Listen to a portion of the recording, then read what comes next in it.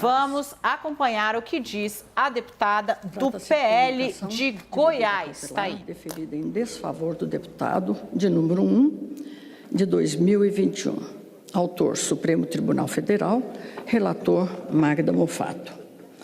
Trata-se de comunicação de medida cautelar deferida em desfavor de deputado número 1 de 2021, mediante a qual o Supremo Tribunal Federal informa à Câmara de Deputados a prisão em flagrante do deputado Daniel Silveira, a fim de que, nos termos do inciso 2 do artigo 53 da Carta da República, esta Casa, pelo voto nominal e aberto da maioria dos seus membros, resolva sobre a manutenção ou a perda de eficácia da decisão judicial. No dia 16 de fevereiro de 2021, o ministro Alexandre de Moraes, nos autos do inquérito número 4.781-DF, determinou a efetivação da prisão em flagrante do deputado Daniel Silveira, tendo em vista a disponibilização de vídeo pelo parlamentar, mediante o qual ele defende o AI-5 e o retorno à ditadura. Faz ataques e ameaças aos ministros do Supremo Tribunal Federal, instiga em desfavor deles a adoção de medidas violentas contra a vida, segurança, bem como expressamente pugna pela cassação dos atuais integrantes. O ministro relator considerou haver ameaça ilegal à segurança dos magistrados do STF, praticada pelo deputado federal com a finalidade de impedir o exercício da judicatura, a independência do Poder Judiciário e a separação dos poderes. Entendeu que a Constituição Federal não alberga a propagação de expressões e ideias atentatórias à ordem constitucional e ao Estado democrático de direito, tais como a extinção das cláusulas pétreas e a independência dos poderes da República. Consignou a reiteração da conduta criminosa, haja vista ser o parlamentar investigado por associação criminosa que tem o intuito de modificar o regime vigente e extinguir o Estado de Direito, mediante a incitação da população à subversão da ordem política e da democracia. Anotou que as condutas praticadas, então previstas como crimes nos artigos 17, 18, 22, inciso 1 e 4, 23, inciso 1, 2, 4 e 26 da Lei de Segurança Nacional. Segundo informou, resta configurado o flagrante, pois o vídeo disponibilizado pelo parlamentar permanece disponível nas redes sociais e acessível ao público, ficando caracterizada uma infração de natureza permanente. De acordo ainda com o ministro, a conduta é insuscetível de fiança, pois se enquadra no que foi previsto no artigo 324, inciso 4 do Código de Processo Penal. Uma vez intimada da decisão por meio de ofício, a Câmara dos Deputados notificou o deputado sobre a sessão realizada na data de hoje. A presidência da Casa também determinou a tramitação da matéria em regime de urgência e a leitura do parecer da Comissão de Constituição e Justiça e de Cidadania em plenário. A presidência ainda fixou 3 momentos distintos para a manifestação da defesa, facultando a palavra ao deputado Daniel Silveira e ao respectivo advogado, por até 15 minutos cada, depois da leitura desse relatório, depois de proferido o parecer e após o encerramento da discussão do mérito da matéria. Conforme ainda precedente deste plenário, decidido na comunicação da medida cautelar número 1/2020, é exigida a maioria absoluta dos membros da Câmara dos Deputados para que seja mantida a eficácia da decisão. É o relatório do voto. Nem a democracia, nem as instituições brasileiras são ideais e, com frequência, sobram motivos para críticas que, de acordo com a própria jurisprudência do Supremo Tribunal Federal, podem ser duras, contundentes e até mesmo irônicas. Nenhuma autoridade, é preciso deixar claro, está imune à crítica, seja ela o presidente da República, os presidentes das casas dos poderes legislativos, os parlamentares, os ministros do Supremo Tribunal Federal, os magistrados ou os membros do Ministério Público. Mas é preciso traçar uma linha e deixar clara a diferença entre a crítica contundente e o verdadeiro ataque às instituições democráticas. Temos entre nós um deputado que vive a atacar a democracia e as instituições e transformou o exercício do seu mandato em uma plataforma de propagação do discurso do ódio, de ataques a minorias, de defesa dos golpes de Estado e de incitação à violência contra autoridades públicas. Não há regime democrático na Europa ou América Latina que, a partir do direito à liberdade de expressão ou de qualquer outro direito fundamental, tolere a defesa de ditaduras, a discriminação de minorias e a apologia explícita à ruptura da ordem constitucional. E, mesmo nos Estados Unidos, país onde a liberdade de expressão adquire maior estatura e alcance quando comparado a outros direitos fundamentais, ameaças críveis de violência à integridade física de terceiros não encontram amparo na lei maior. Desde o fim dos regimes totalitários que levaram o mundo à Segunda Guerra Mundial e o surgimento de novas constituições e regimes democráticos a partir de meados da década de 40, não há Estado democrático de direito que permita a utilização de seus próprios instrumentos para assegurar o sucesso de projetos autoritários de poder. E no Brasil não foi diferente com a Constituição Federal de 1988, promulgada para nos livrar da ditadura, que, nas saudosas palavras do Dr. Ulisses Guimarães, nos dá ódio e nojo. O constituinte originário vedou a divulgação de discursos de ódio e a propagação de expressões contrárias à ordem constitucional. CF, artigo 5º, 52, 54, 34, 3 e 4. E, portanto, dispôs o regime democrático brasileiro de recursos para impedir que suas liberdades sejam utilizadas para o seu próprio fim.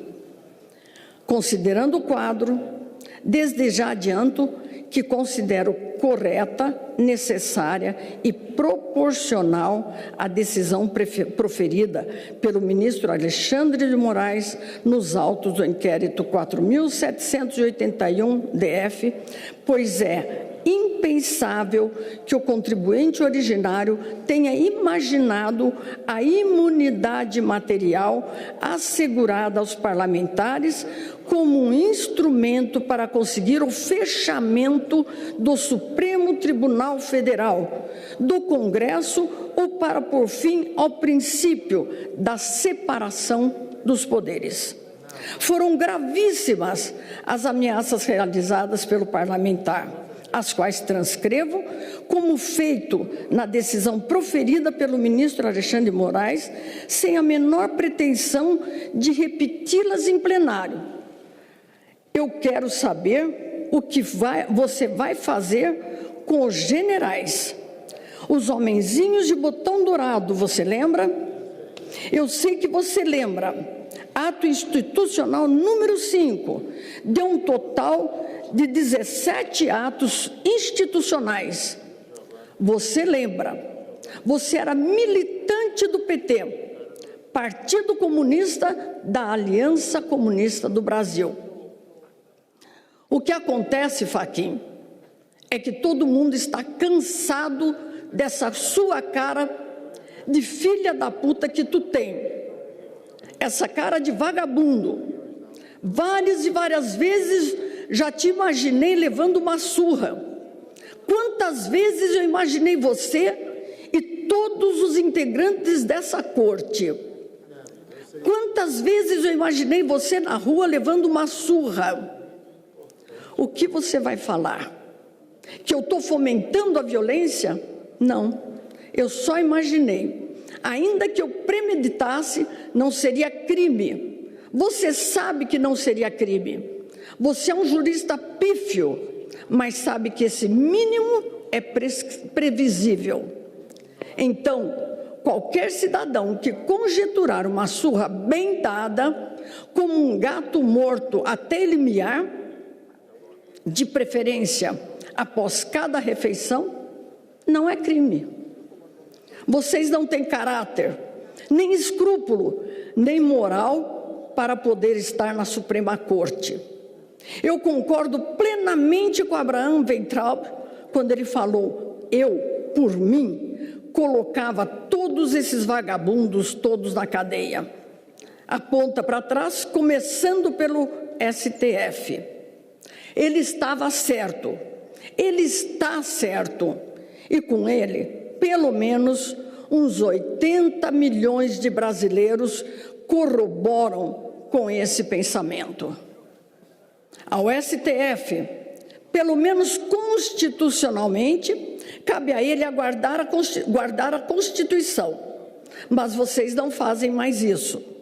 Vocês e seus 10 amiguinhos, não guardam a Constituição, vocês defecam sobre a mesma. Essa Constituição, que é uma porcaria, para poder colocar canalhas sempre na hegemonia do poder, e claro, pessoas da sua estirpe devem ser perpetuadas para que protejam o arcabouço dos crimes no Brasil e se encontram aí na Suprema Corte. Eu também vou perseguir vocês. Eu não tenho medo de vagabundo, não tenho medo de traficante, não tenho medo de assassino. Vou ter medo de 11? Se não servem para porra nenhuma para esse país? Não vou ter. Só que eu sei muito bem com quem vocês andam, o que vocês fazem. Você despreza a tripartidação dos poderes, a tripartidação do Estado. Você vai lá e interfere, comete uma ingerência na decisão do presidente, por exemplo, e pensa que pode ficar por isso mesmo. Aí, quando um general das Forças Armadas, do Exército, para ser preciso, faz um tweet, faz alguma coisa, e você fica nervosinho, é porque ele tem as razões dele. Lá em 64, na verdade, em 35, quando eles perceberam a manobra comunista de vagabundos da sua estirpe, 64 foi dado, então, um contragolpe militar.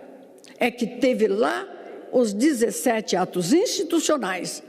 O AI-15, o AI-5, que é o mais duro de todos, como vocês insistem em dizer, aquele que cassou 3 ministros da Suprema Corte. Você lembra? Cassou senadores, deputados federais e estaduais, foi uma depuração, um recadinho muito claro. Se fizerem, a gente volta. Mas o povo, naquela época ignorante, acreditando na Rede Globo, diz: queremos democracia, presidencialismo, Estados Unidos, e os ditadores que vocês chamam entregaram o poder. Vocês deveriam ter sido destituídos do povo, do posto de vocês, e uma nova nomeação, convocada e feita, de 11 novos ministros. Vocês nunca mereceram estar aí, e vários também, que já passaram, não mereciam. Vocês são intragáveis, inaceitáveis, intolerável faquin. Não é nenhum tipo de pressão sobre o judiciário, não. porque o judiciário não tem feito uma sucessão de merda no Brasil, porque o judiciário tem feito uma sucessão de merda no Brasil. Uma sucessão de merda. E quando chega em cima, na Suprema Corte, vocês terminam de cagar na porra toda. É isso que vocês fazem. Vocês endossam a merda. Então, como já dizia lá Rui Barbosa, a pior ditadura é a do judiciário, pois contra ela não há quem recorrer. Infelizmente é verdade. O judiciário tem feito vide MP, Ministério Público, sucessão de merdas. Um bando de militantes totalmente lobotomizado, fazendo um monte de merda. A ameaça. A cobertura especial continua com o Márcio Gomes e o CNN Prime Time. Boa noite, até amanhã. Boa noite, Márcio. Oi, Daniela, Glória, boa noite. Vamos continuar ouvindo então a relatora Magna Mofato, que faz a leitura do seu relato neste momento lá em Brasília. Explícita ou implícita, e ainda condicional, desde que seja sério e crível. Naqueles casos nos quais a ameaça visa a impedir o livre exercício de qualquer dos poderes da União,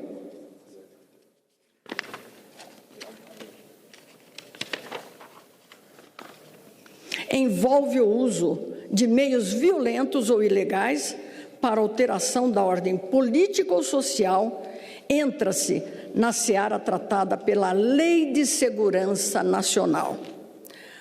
Os artigos 18 da Lei de 7.170, de 1983, é claro estabelecer como crime a tentativa de impedir com o emprego de violência ou grave ameaça o livre exercício de qualquer dos poderes da União e dos Estados.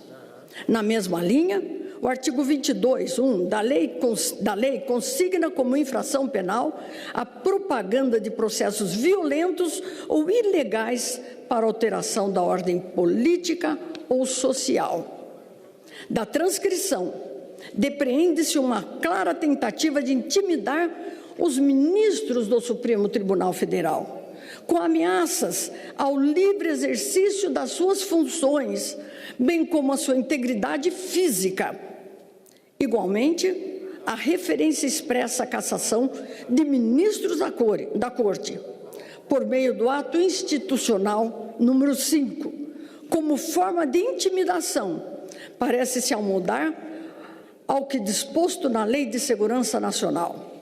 Ademais, mostra-se cristalina a intenção do parlamentar de criar animosidade entre a Corte Constitucional e as Forças Armadas.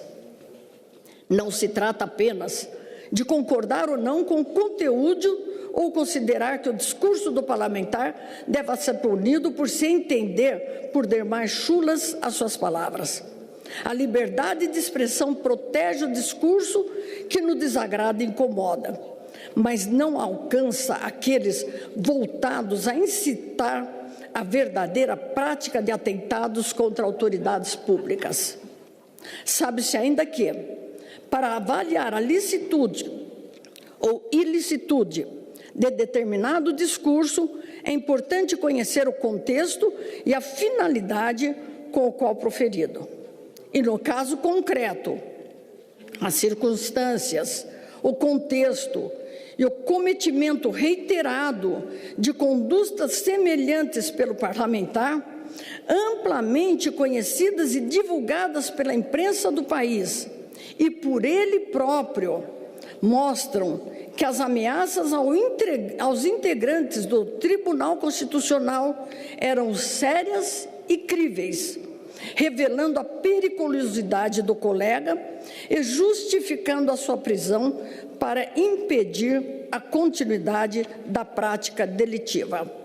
Ao contrário do que quis fazer transparecer, o parlamentar em seu vídeo não fazia meras conjecturas, mas dava a entender que existia um risco concreto aos integrantes do Supremo Tribunal Federal, risco que era constantemente reforçado mediante os xingamentos, impropérios e ameaças de cassação por meio de processos ilícitos.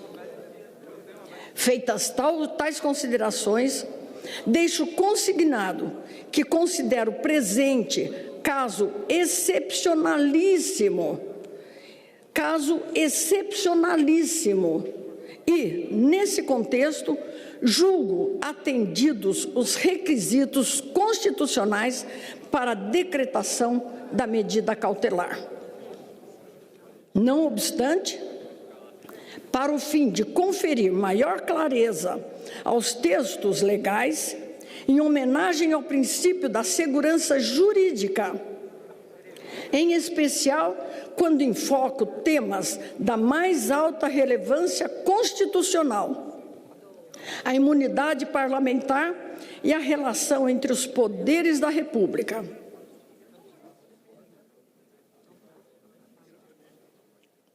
Recomendo que o Congresso Nacional, a começar por esta Casa, se debruce sobre a regulamentação do inciso 2º do artigo 53 da Constituição Federal para extirpar quaisquer dúvidas sobre sua aplicação, levando em conta, entre outros aspectos, a definição precisa do conceito e do rol de crimes inafiançáveis para fins de aplicação do inciso 2º do artigo 53. B. As situações caracterizadoras de flagrante delito, consideradas condutas praticadas por meio da internet. C. O alcance das decisões cautelares monocráticas que determinam a prisão de parlamentares.